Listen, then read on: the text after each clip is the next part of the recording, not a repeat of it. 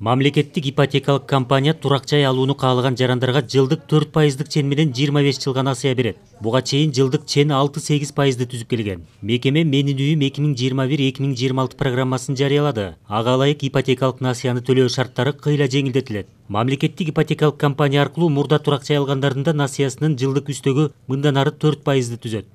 Мурунку программалардан өзгөчөлүгү мамлекеттик жана муниципалдык гана кызматкерлерибиз бул калктын калың катмарына чейин тартыла турган программа.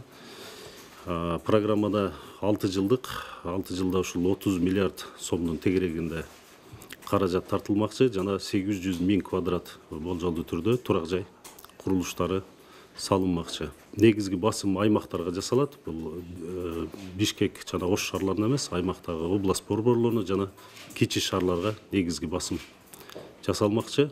Жана аймактарда калктын жумушка тартылуусундагы кошо алып кетмекчи жана курулуш тармагына дагы бир топ мындай жардам болот деген жакшы үмүттөбүз.